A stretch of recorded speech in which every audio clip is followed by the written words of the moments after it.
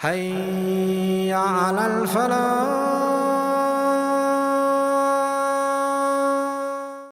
What I essentially wanted to share with you is the idea of change. Something about the idea of changing ourselves, changing the condition of the ummah.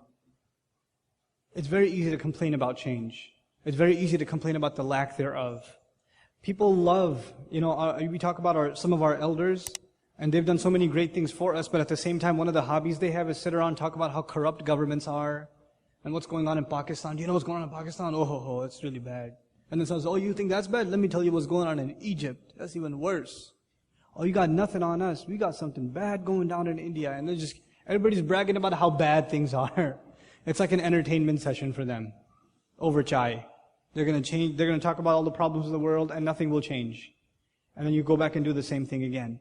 And you know what? They're not the only ones. Youth do it. You know what? Our masjid, nobody understands us. Nobody listens to us. We can't do any programs there. Our imam doesn't understand. Our board doesn't understand. Our scholars don't understand. Everybody's complaining. Constantly. We're all just complaining. We've become really, really good at it. And our pastime has become just to complain. There are entire khutbahs dedicated to what all the problems are. And how bad things are. And we just get stuck in this rut of constantly looking at the world around us as a gloomy place. I used to think like that only because I lived in New York, and it's normal for people in New York to be depressed. But as I started traveling, I started seeing so many amazing things happening across the country, and so many creative efforts, and so much new stuff coming from Muslims, I just never expected, that it just makes me hopeful. Altogether, it just makes me hopeful. And it makes me personally say change is coming. You know one of the most common things I've heard at the end of a khutbah, at the end of a talk from people? Brother, we try so much to remind people and give talks and khutbahs. That's all well and good. Nothing is changing. Nothing ever changes. You know how many times I've heard that? Like, why are you so depressed? Don't be depressed. First of all, change is not in our hands. It's in Allah's hands. إِنَّ اللَّهَ لَا يُغَيِّرُ مَا بِقَوْمٍ حَتَّى يُغَيِّرُوا مَا بِأَنفُسِهِمْ. In that ayah even, the famous ayah, no doubt it is Allah, He does not change the condition of whatever is afflicting a nation until they change what is within them, what is afflicting them on the inside, what's affecting them inside of themselves. Even in that ayah, Allah attributed change itself to Himself. Allah didn't say people will change things, Allah said He will change things for them. They just have to make a change inside of themselves. So that's really what I want to focus on. How is it that we can bring a change inside of ourselves? The real battle all of us has is against our own self. Your worst enemy is like your best friend, it's yourself. No one else. No one knows you better than yourself. If there's one person that knows all of your flaws, all of your weaknesses, all of the things you could be doing better, all the times you waste, all the things you shouldn't be involved in but you are anyway, all the bad habits you have, the ones that are known to others and the ones that are not known to others. If there's someone who knows that really, really, really well, it's you. It's you.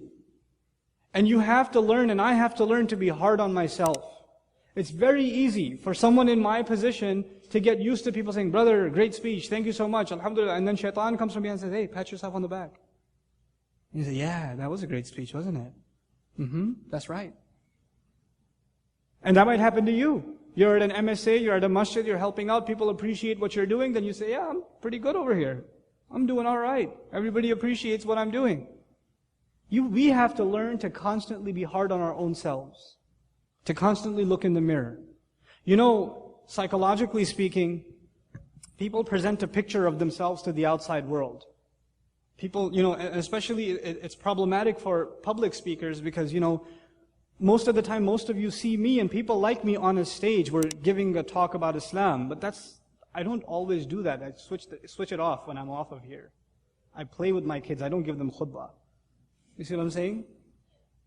But then people see you, because they've always seen you in a certain light, they see that's all this person is going to be. Right? On some people, it puts a pressure on them to act a certain way in front of others. To look a certain way, act a certain way. And that might be you. You're so used to impressing people with how, religious you are, knowledgeable you are, committed you are, etc., etc. And you're constantly putting up this face that you start convincing yourself that's who you really are. We have to be able to be honest to ourselves if we're going to talk about change. One has to be able to stop complaining about the world and start complaining about themselves. What is wrong? What am I doing wrong? What are my shortcomings? What are the things that I look at myself and I say, if there were 4 or 5 things I could change about myself, if I could just do 4 or 5 things differently, what would they be? What would those things be that I wish I changed? What are some things I wanted to accomplish last year and I never got to? I really wanted to though. I wanted to memorize like 2 more surahs. I wanted to study something. I want to finish reading that book. I never got around to it. But I really wanted to do it. What is keeping us from making those changes? That's the real bit of advice that at least I'll share with you what I do for myself. It works sometimes, it doesn't work other times. But I'm hoping inshallah you'll be better at it than I am, and we're all going to be making changes for the better in our own lives. What I do for myself is basically ask myself a very simple question. I have 2 kinds of days. I have days where I'm home and days that I'm traveling. I've divided my life into 2 kinds of days. Days when I'm traveling and days when I'm home. And there are failures, because days that I'm home are all the same. Whether it's last week or the next week or 2 years before or 2 years after, it's going to be similar.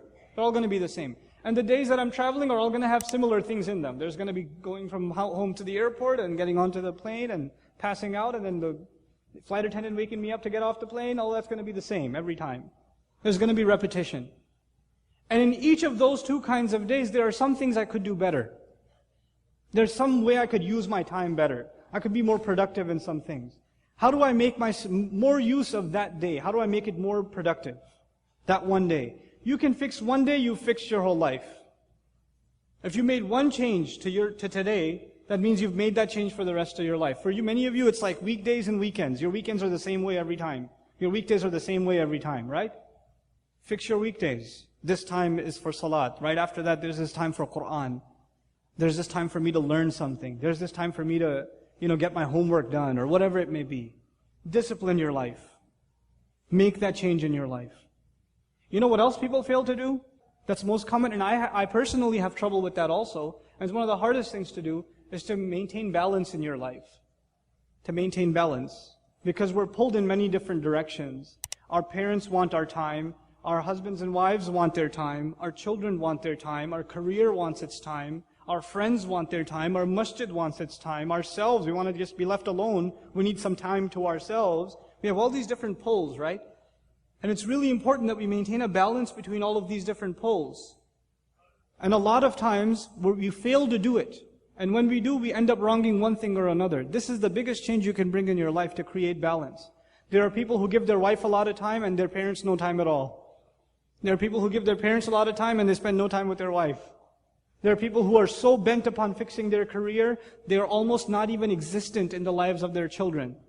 It happens. And then there are those interesting characters who don't want anything to do with home, so they volunteer at the masjid all the time. I love masjid volunteers, but the guy says, hey, I'm going to put up the chairs 3 days before the program, and I'll even sleep here. There's a problem at home. Go home. Get some balance in your life. Right? We have to really assess, honestly, in our lives, what changes do we have to make? And really changes to me is what you give time to. I mean, the real asset all of us have is time. That's really all we have. And if we're utilizing it properly, our lives have moved towards the better. And if we're not, our lives are moving towards the worse. Allah tells us the sun and the moon, they follow an order. All of the acts of worship that we do in Islam somehow fall upon the sun and the moon. The prayers dependent on the positions of the sun. Eid and Ramadan and Hajj on the moon. And Allah tells us the sun and the moon follow a precise order. Our worship follows a precise order. What we're learning from that is your entire life should follow a precise order. Otherwise you'll keep thinking, I should get that done, and you'll never get it done, because it never made time for it. We're just the people, once we start playing a video game, we lose all track of time. But once you hit the PS3 or Xbox controller, and you start sniping people off the rooftops, right? That's it. Regimes could change. The world could change. The stock market could crash. You wouldn't know, you're in your room going, that's who you are. We have to show respect to time.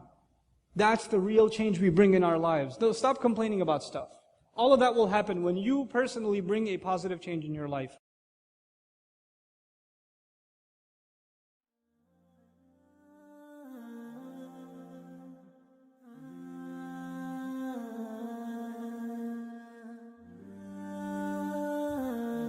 Assalamu alaikum wa rahmatullah. If you enjoyed this video, please do share it with friends and family. If you want to see more videos from this series, click on the box at the top. If you want to see other videos, click on the box at the bottom. And don't forget to hit the subscribe button. Thanks.